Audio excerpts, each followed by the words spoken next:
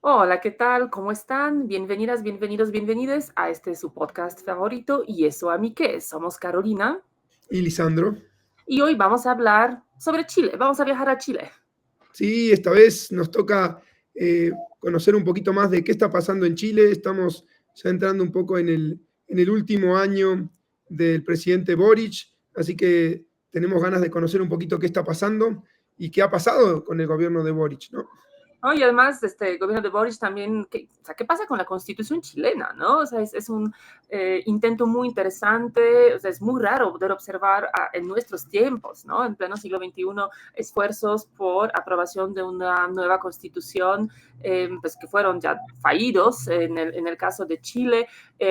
Quisiéramos también tratar de entender hoy qué pasa, ¿no? ¿Por qué falló ese proceso constitucional? Y bueno, si todavía se va a retomar, si es algo que Chile ya va a dejar completamente de lado. Ahí hay varias preguntas pues bastante interesantes.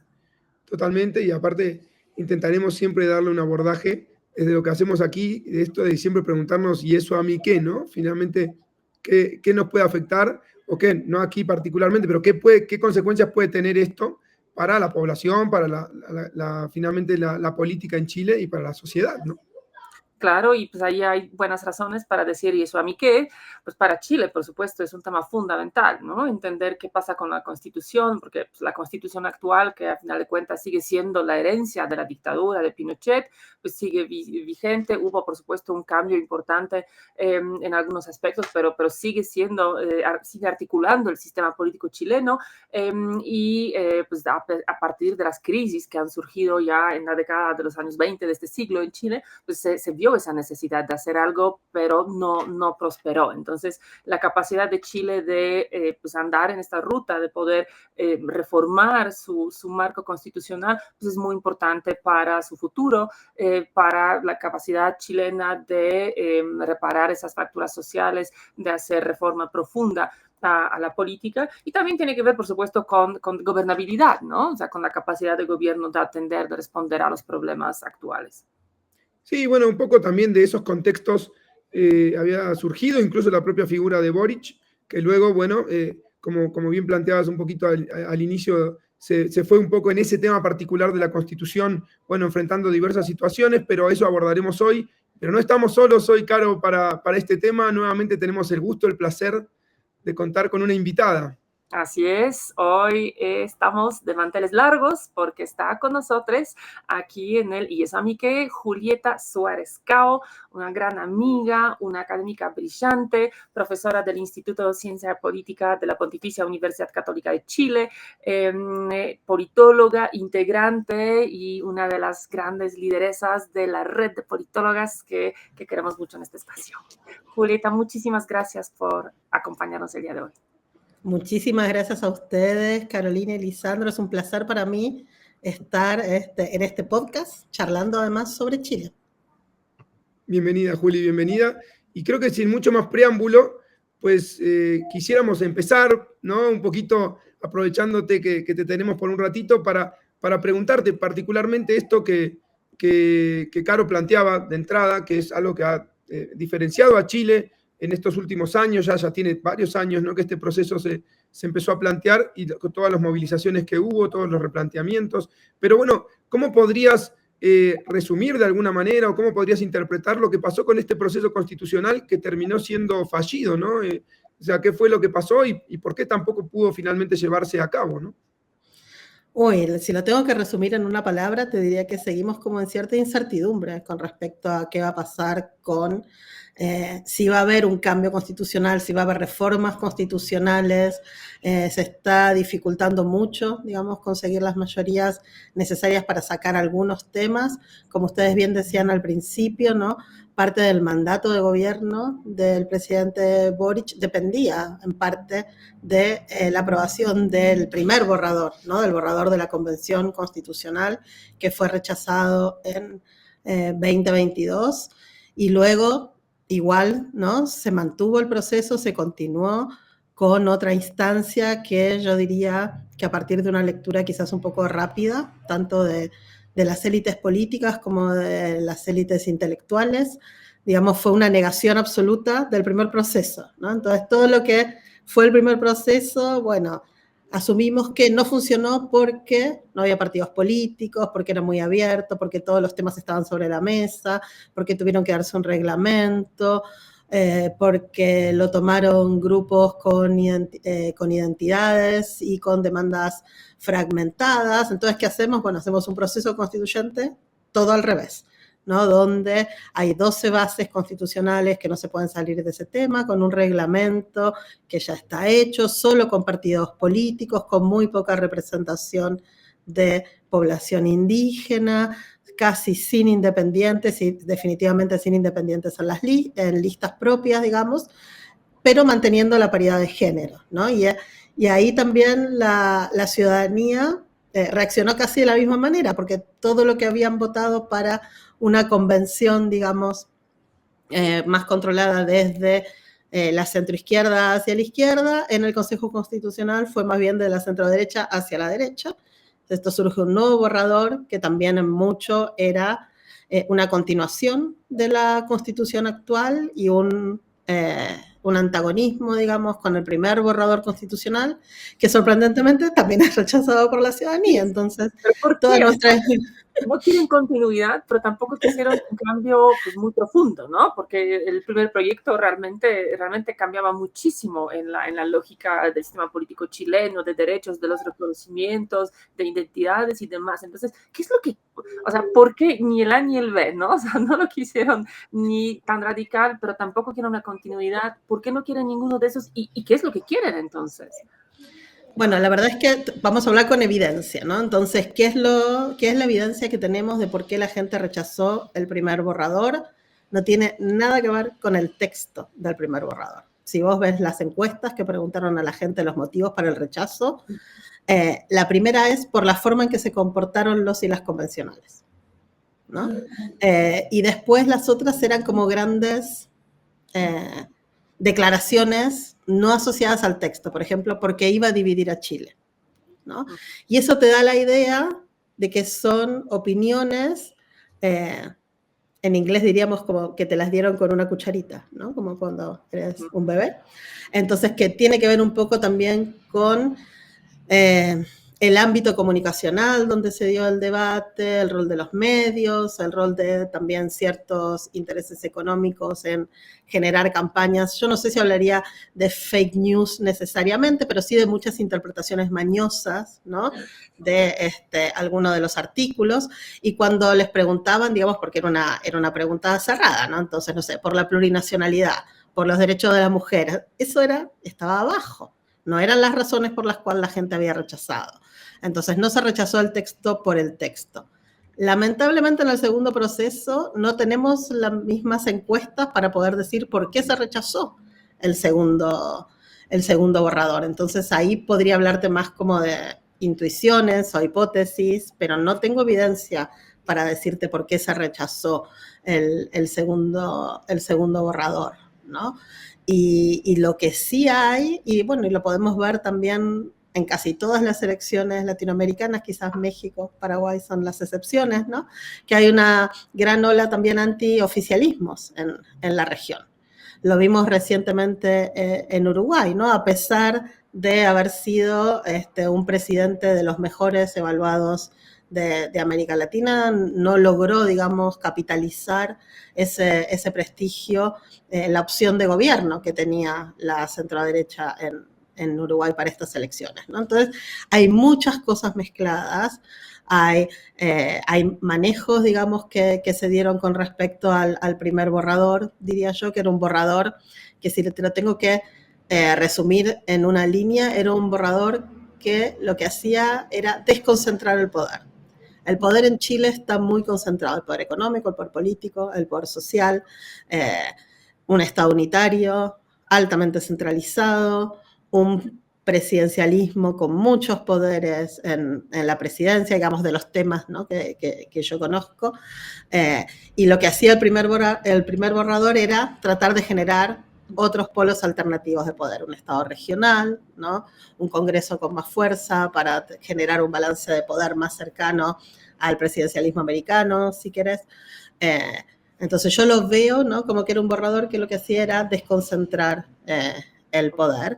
Y bueno, y obviamente eso a la gente que tiene el poder, obviamente mucho no le gusta, digo, y es comprensible, ¿no?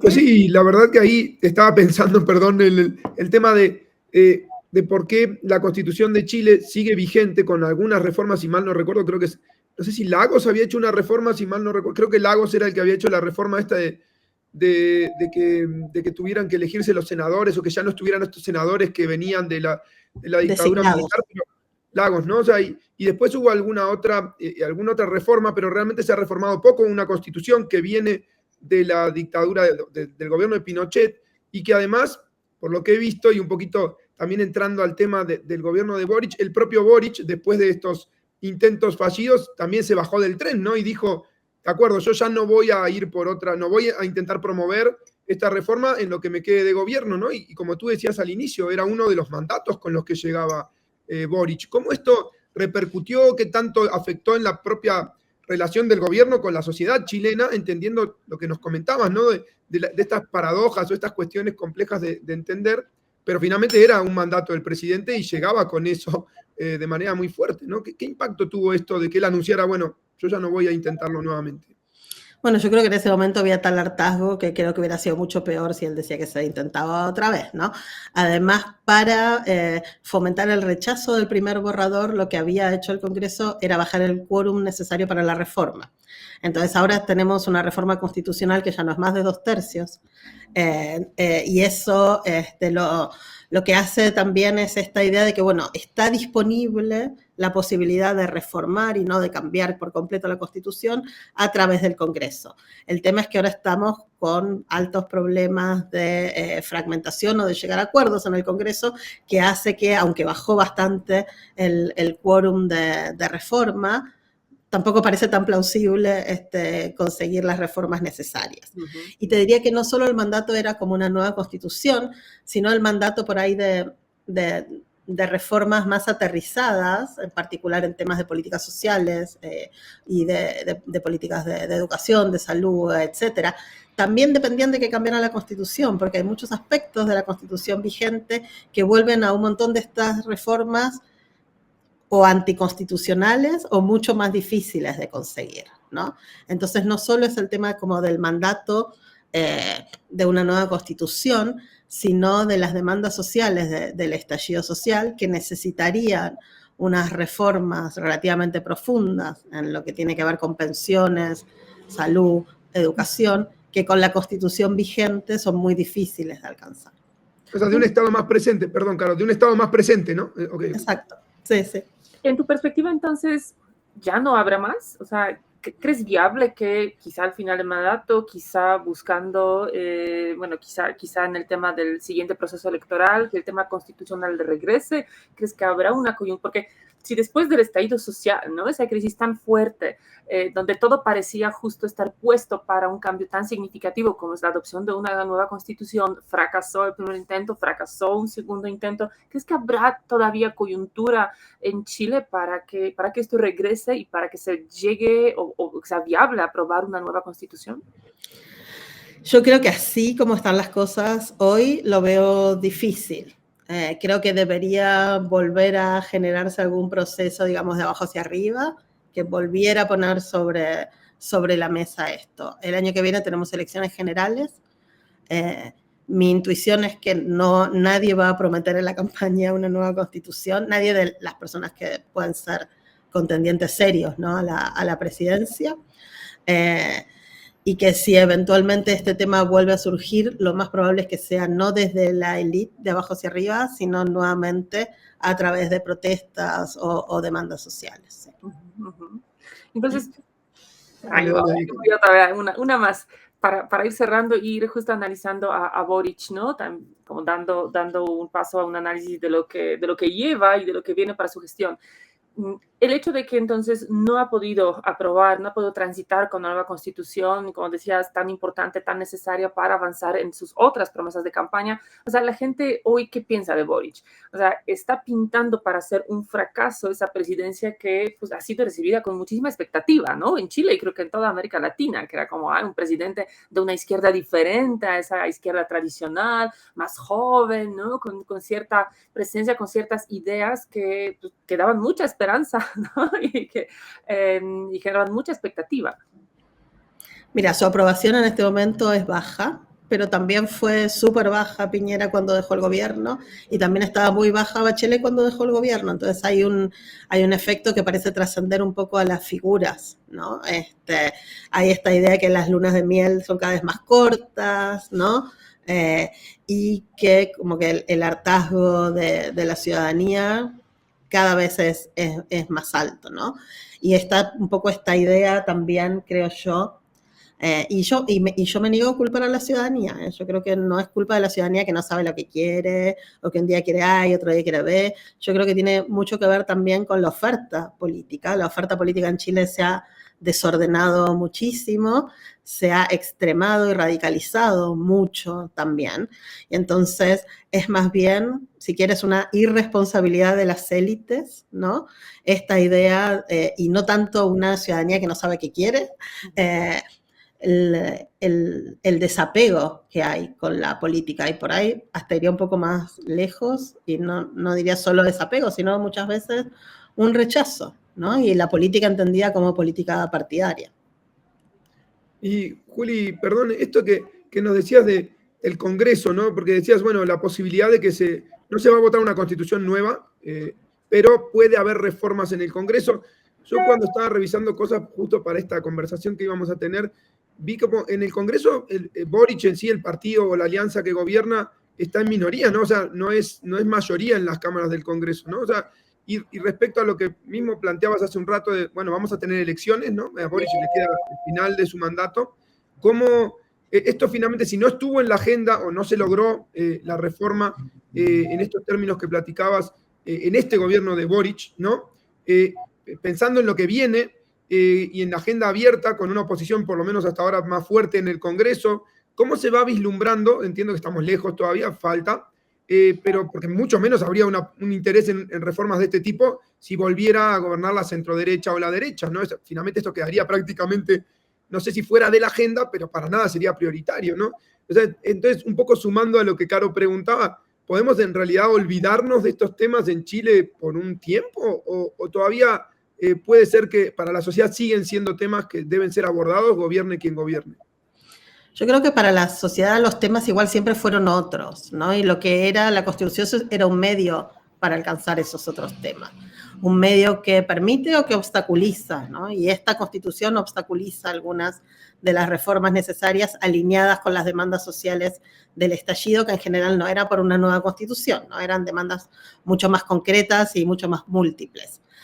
Con respecto a gobierno-oposición, en Chile estamos en un momento más cercano, te diría, o acercándonos, ¿no? a un escenario más a la peruana.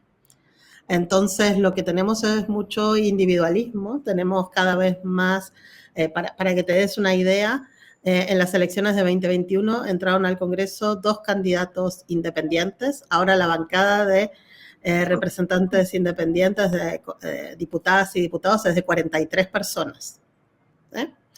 Entonces, no es tan fácil decir quién tiene mayoría, quién no, porque terminan siendo muchas veces negociaciones 1 a 1 con un montón de gente. Los bloques no están funcionando como bloques, los partidos no están funcionando como partidos y ni siquiera las coaliciones están pudiendo disciplinar la tropa, digamos. Te voy a dar un ejemplo, uno de los partidos que era percibido como de los más fuertes en Chile, que es el de Renovación Nacional, el partido del expresidente Piñera. Hace unos meses un grupo de diputados y diputadas presentaron una acusación constitucional que es como un intento, ¿no? de juicio político y el presidente del partido se le va a decir que el partido no está de acuerdo con eso. ¿no? Digamos, no era un mini proyectito de ley, ¿no? Era algo súper importante. Y eso te muestra que si en los partidos más tradicionales y más consolidados de alguna manera tenés estas desinteligencias, por llamarlo de algún modo, entre las personas del partido en el Parlamento y las personas del partido en el partido o fuera del Parlamento, muestra que esto de hablar de gobierno y oposición, más allá de tendencias ideológicas que pueden ser más o menos claras, es bastante complicado. Ese desordenamiento de la escena política, ¿no? Que nos comentaste hace un momento, y ahora con esa idea del incremento en la cantidad de legisladores independientes, pero que también tiene que ver con la descomposición de los bloques, esa es la señal, digamos, es la consecuencia de la crisis del propio estallido social del 20, de ese rechazo hacia el establishment, hacia clase social, pero está surgiendo una fuerza nueva, está surgiendo algo que permitiría mirar las próximas elecciones generales con esa idea de que habrá un nuevo gobierno, una nueva fuerza política, pero capaz de gobernar, ¿no? Que sabemos de la política comparada que esas tendencias, ¿no? Desvía hacia Perú, digamos, tiene muy fuertes consecuencias para gobernabilidad en cualquier país del mundo, ¿no? O sea, ¿cómo lo ves en esos próximos meses, años? Uy, es complicado. Primero yo diría que las tendencias son previas al estallido. Quizás el estallido lo que hizo fue aumentar el ritmo, ¿no? Darles más velocidad. Son tendencias que vienen de antes, que tienen que ver también, creo yo, con la forma en que se vota en Chile, que se vota por candidatura, ¿no? Las personas votan por personas que están en listas de partidos, que están en listas de coaliciones, y entonces, digamos, si vos sos candidata en la elección, tenés una guerra de todos contra todos, ¿no? Porque estás compitiendo contra las candidaturas de la oposición, contra las candidaturas de los otros partidos de tu misma coalición y contra las candidaturas de tu propio partido en tu misma coalición, ¿no? Entonces, eso también genera como muchos incentivos para diferenciarte. Y en general te diferencias más hacia el extremo, ¿no? La gente no se diferencia diciendo, realmente este es un tema muy complejo, tenemos que estudiarlo a fondo, generar acuerdos, ver experiencia comparada, cómo funciona en otros lados, ¿no? En general, digamos, la gente que se diferencia, la que sabe en los medios, la que se viraliza en TikTok, es la que te dice que para la migración hay que, no sé, construir un foso en toda la frontera chilena y llenarla de cocodrilos, ¿no? Entonces, yo creo que el sistema electoral, y eso por ahí es una de formación profesional mía, porque son mis temas, genera estos incentivos a la diferenciación, a la independencia, ¿no? En un contexto además de crisis de representación de partidos, donde no te suma ir a un partido, ¿no? Nuestra literatura tradicional hablaba de que los partidos proveían atajos de información y que si vos tenías ambiciones para estar en política, te convenía estar en un partido grande, en un partido reconocido, ¿no? Bueno, ahora en Chile es exactamente al revés, ¿no? Las personas... recién tuvimos elecciones municipales y regionales y si vos caminás por Santiago, pero me imagino que en todo Chile pasa lo mismo, vas a ver un montón de propaganda política de candidatos y candidatas donde nunca dicen de qué partido es, donde no siquiera a veces hay una foto con algún personaje reconocido, ¿no? Estamos hablando de la elección de concejales y concejalas, ¿no? Entonces eso es muy relevante. Después, la oposición, por ejemplo, de vuelta en las elecciones regionales, que fueron a segunda vuelta en el caso de la región metropolitana, que es la región más importante de gobernador y gobernadora regional. Es la segunda vez que en Chile se elige de manera democrática. Antes era designado desde la presidencia los gobernadores regionales. Bueno, el candidato de la centroderecha que llegó al balotaje era un independiente que se hizo famoso porque en el primer proceso constituyente lideró una iniciativa popular para mantener los fondos privados de pensiones que se llamaba Con mi plata no, ¿no? Entonces ni siquiera es, ¿no? Gente, y estamos hablando de probablemente el cargo más relevante después de la presidencia, ¿no? La gobernación de la región metropolitana. Entonces yo creo que eso te muestra también, bueno, y el candidato que finalmente ganó de la centroizquierda, izquierda, era un político reconocido de la democracia cristiana, pero que había renunciado a la democracia cristiana y compitió como independiente, ¿sí? Entonces yo creo que esa mini muestra en una elección con mucha visibilidad nacional y que te deja más o menos aspectado para competir para una senaduría o quizás para la presidencia, no están las personas de partido que estaban antes, ¿no? Entonces, esta idea que tenemos de partidos fuertes en Chile, distinguibles, con coherencia programática y una cierta disciplina interna, ya no es la realidad que estamos viviendo. Y en eso, a ver, ¿hay algún, digo, porque es súper interesante esto que nos estás contando respecto a cómo está hoy en día un poco el sistema de partidos en Chile, o la relación incluso partidos-sociedad, o si siguen siendo los partidos esos ejes que mencionabas, ¿no? De transmisión de demandas, de atajos informativos, ¿no? Que parecen estar perdiendo.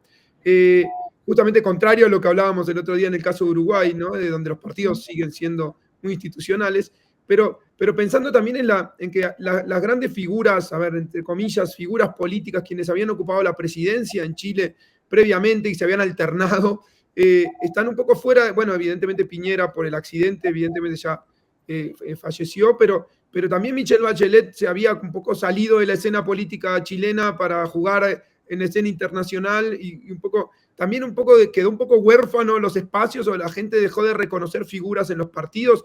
¿Cómo ves también esta cuestión de que se hayan vaciado un poco los partidos de figuras que la gente reconociera, ¿no? Y eso hiciera, evidentemente, o aportara en el debilitamiento de este vínculo, o de la importancia de los partidos? Mira, eso es súper interesante porque hace varios años, lo escuché a Arturo Valenzuela, que él tenía una hipótesis súper interesante. Decía que parte de los problemas de políticos en América Latina era otro momento, estamos hablando, ¿no? De 2010, un poquito, 2015, ponele. Y él lo comparaba con Estados Unidos, probablemente México ahí también sería una excepción, era que los expresidentes, las expresidentas nunca se iban y siempre quedaban orbitando en el sistema político, y eso cerraba procesos de renovación, ¿no? Él decía, en Estados Unidos tenés tus 2 mandatos y después te vas a poner tu biblioteca a un estado, te vas a hacer otra cosa. Y eso es bueno para el sistema político, decía él. Eso oxigena, genera espacios, etc. Ahora es verdad que, por ejemplo, la expresidenta Bachelet, que mide relativamente bien, ¿no? Estamos hablando igual de encuestas donde la candidata que va mejor tiene una intención de voto del 20%, ¿sí? Es decir, la vara está bien baja, ¿no? Pero Michelle Bachelet, que mide bastante bien en esos parámetros, ¿no? En estas encuestas no quiere saber nada, aparentemente, no sé, con volver a ser presidenta. Y yo creo que de alguna manera eso no me parece malo. El problema es que los incentivos políticos están puestos para que los partidos no tengan renovación, porque las figuras más relevantes de los partidos lo que buscan es irse de los partidos, porque los partidos son percibidos como una carga, ¿no? Como algo que pianta votos y no que genera votos. Y eso es muy complicado, y yo últimamente lo que vengo percibiendo, me va a salir así medio como cuña periodística, pero en realidad es más profundo que esto, pero es que las estrategias que necesitan los partidos políticos para ganar elecciones son precisamente las que después les impiden gobernar. Y ese problema es súper complicado. Vos ganás más elecciones con independientes, presentando independientes ganas más escaños, pero después esas personas independientes o mismo gente de partido que se mantiene dentro del partido no sigue línea de partido, no negocia en bloque. Entonces, estamos en ese sentido en un momento muy complicado, hasta desde la teoría de la elección racional, digamos, ¿no? Lo que necesitas para ganar después no te sirve para gobernar. Uh-huh. Y esto lo que genera es más insatisfacción ciudadana, obviamente, ¿no? Más rechazo a la política, y pareciera ser un círculo vicioso del cual es difícil salir. Claro, y qué complicado, porque además justo eso lo que nos comentas también evidencia qué tan necesaria era una nueva constitución, ¿no? O sea, qué tan necesario es para Chile pues romper con esas causas de cómo se hace la política, de cómo se vota, de cómo se elige, de cuáles son los incentivos para las personas para postularse, para gobernar, y pues remodelar, ¿no? De manera profunda estas reglas, pues buscando ya no repetir, ¿no? Esas experiencias, esos vicios, digamos, que están presentes. Pero bueno, no se hizo, no se va a poder, y pues eso pinta a que esa situación, esa ruta hacia Perú parece que va a ser bastante difícil desviarse de ella, salir de ella. Es muy difícil. Yo llegué a Chile hace 13 años, en ese momento se hablaba que el peligro era Venezuela, ¿no? Era como la implosión de las grandes coaliciones tradicionales y el surgimiento de un outsider. Eso no terminó ocurriendo, pero nos terminamos acercando más bien hacia una atomización, diría. No es una fragmentación del número de partidos.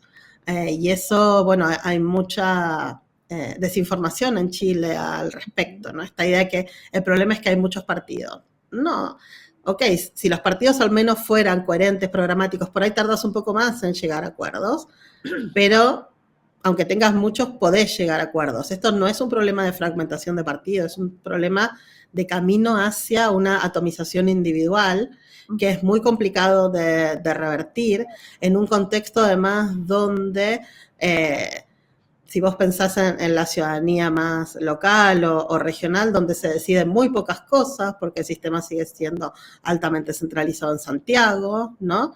Y creo que por eso te decía que quizás yo veía que si se volvía a abrir el camino constitucional, era nuevamente de vuelta, ¿no? A partir de demandas ciudadanas o de reivindicaciones populares, y no tanto desde la élite, a la que por un lado se la ve muy perdida, ¿no? Pero por el otro lado tampoco se la ve responsable, ¿no? Como para hacer, digamos, las cosas que habría que hacer para normalizar un poco la política. Pero tampoco aparece una figura como medio antisistema ni nada por el estilo, ¿no? En el contexto que estás diciendo de desgaste un poco de las marcas partidistas, de esta atomización de gente que juega dentro pero juega fuera de los partidos un poco y un poco, pero las marcas de partido siguen ahí, ¿no? Siguen existiendo, siguen de alguna manera siendo una referencia, aunque desgastada, y no aparece en este contexto ningún liderazgo antisistema o que quiera patear el tablero. O sea, eso no está presente por ahora tampoco en la política. Cada vez hay más. No podría decirte cuál es el techo, digamos. Y creo que Argentina también me dejó como que no voy a hacer muchos pronósticos al respecto. Y falta mucho, ¿no? Faltan 10 meses más o menos. Es decir, podría llegar a surgir. Pareciera ser que por el momento Chile es bastante inmune a eso y que entonces de alguna manera el déficit democrático no viene tanto por ahí, sino viene más bien por esta desintegración, ¿no? Y esta personalización, pero no tanto por ahora, ¿no? Y de vuelta, no voy a poner las manos en el fuego, pero no tanto desde una figura como completamente outsider, disruptiva, etcétera. En los últimos años observamos en América Latina, pero también como de una tendencia global, una creciente polarización política, pero también afectiva, ¿no? O sea, Argentina, que hemos comentado hace rato, México, ¿no? Estados Unidos, ya para no ir mucho más lejos. ¿Cómo va en este sentido Chile? Bueno, va a similar, ¿sí? A mí igual, en los casos además que mencionaste en general, yo diría que lo que hay es una polarización asimétrica. No es la polarización del siglo XX, ¿no? Que en los pocos países, digamos, polarizados teníamos igual de extremismo o de radicalización por los dos extremos del sistema político, en general izquierda-derecha, pero en Argentina podría haber sido peronismo-antiperonismo, ¿no? En Chile lo que vemos es una radicalización de la ultraderecha, al igual que ocurre en Argentina. Diría que por ahí México es distinto, pero no es una situación en que se extremizan, digamos, todas las partes por igual, ¿no? Es un extremo el que radicaliza el sistema. Y por lo tanto, a mí me hace un poquito ruido esta idea de la polarización afectiva, porque la idea de la polarización afectiva está mucho más atada a la polarización del siglo XX, ¿no? Porque tiene que estar más o menos los dos grupos polarizando de la misma forma, ¿no? Pero sí, estamos en ese sentido en lo mismo, y la muestra es el Consejo Constitucional, el segundo intento, ¿no? Donde la ultraderecha sacó la mayor minoría, digamos, de votos, y también, al igual que en otros contextos europeos y latinoamericanos, es la derecha convencional la que termina también acercándose a la ultraderecha con la intención de cooptarla, pero bueno, muchas veces fracasa ese intento y lo que termina haciendo es desdibujándose la derecha convencional, ¿no? Si vos ves, por ejemplo, la política europea, los votos de la ultraderecha son votos que anteriormente votaban a la centroderecha, no son votos de la centroizquierda. Entonces, ahí hay algo interesante que creo que tiene que ver más con esta idea que a mí me hace más sentido de polarización asimétrica, que también obviamente tiene un componente afectivo muy importante y que vuelve mucho más tóxica, por llamarlo de alguna forma, la conversación pública, ¿no? Yo, por mi parte, voy a hacer la última, porque sé que estamos ahí en tiempos más o menos de lo que habíamos conversado, pero el tema es, y lo venimos platicando y lo venimos poniendo en la mesa ya hace un ratito, de la experiencia comparada, qué está pasando en otros países, esto que recién mencionabas de la derecha tradicional tratando de captar los votos de la ultraderecha y de alguna manera evitando que se vaya tan al extremo. También es un caso que creo que se ve en Argentina, claramente, cómo Milei se llevó puesto a Juntos por el Cambio, ¿no? Y a Macri y a toda esta de centro derecha, si uno quiere, se lo llevó, la gente corrió por extremo. Pero, ¿cómo ves, pensando un poquito en esta experiencia comparada en la región y como en esta famosa foto que circuló después del G20, ¿no? Con esta unión nuevamente de los liderazgos, como quieran llamarle, o progresistas, o de izquierda, o como le quieran llamar, que en algún momento fue, digamos, la que marcaba la tendencia en América Latina, pero que eso se ha puesto en duda. En los últimos años ha habido muchas alternancias, algunas muy claras y hasta muy extremas, como Bolsonaro, como Milei mismo.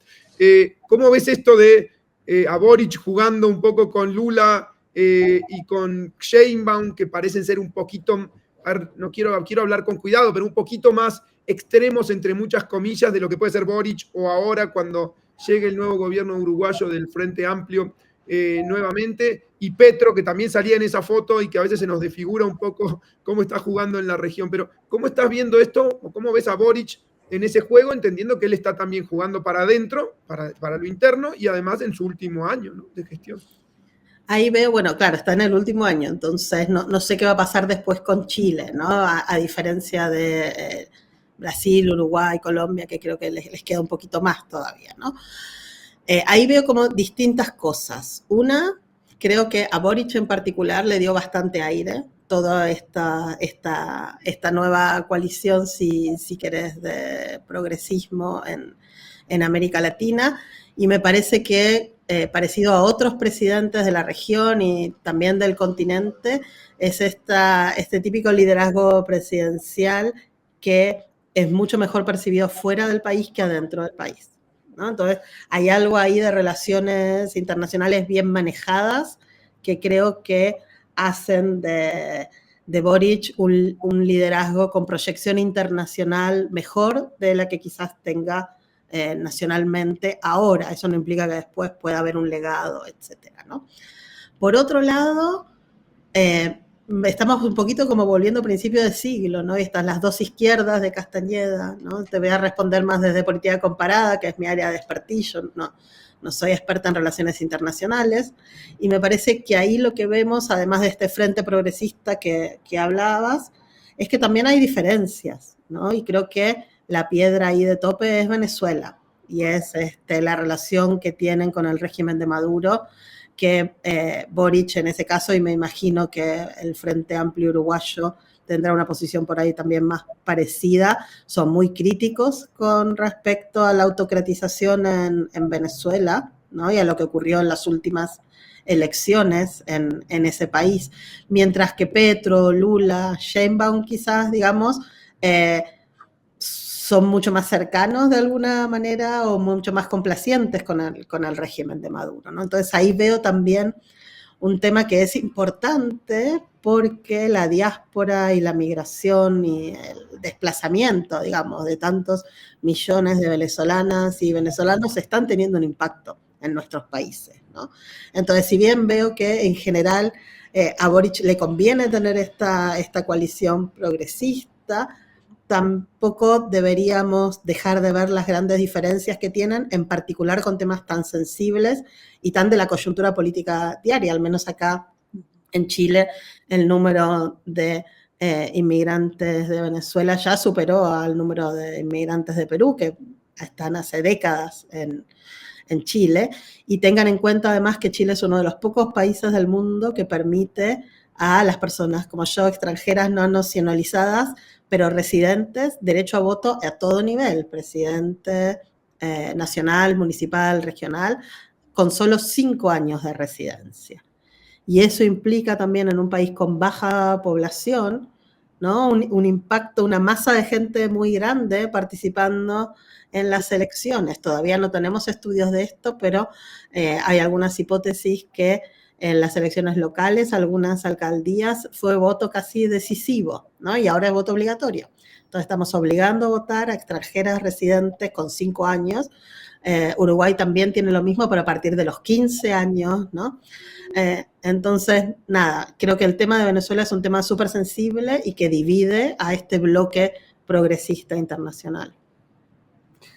Muchísimas gracias. Saben que tenemos más preguntas, más ideas, pero tenemos que seguir. Pero justo esperamos que nos acompañes más adelante, especialmente cuando estemos cerca, cuando pasen las elecciones generales, que ahí seguramente habrá mucho que discutir sobre qué pasa en Chile.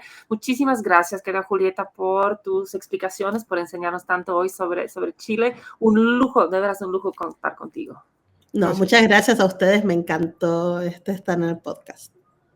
Muchas gracias. Y como siempre decimos, si nos escuchan, si les gusta, déjennos sus comentarios, ahí pongan lo que quieran compartirnos, lo que quieran que tratemos, y con todo gusto intentaremos retomarlo para la siguiente. Y aquí nos seguiremos viendo, Caro, como siempre, un gusto. Así es, nos estaremos viendo en Y eso a mí que muy pronto. Abrazos.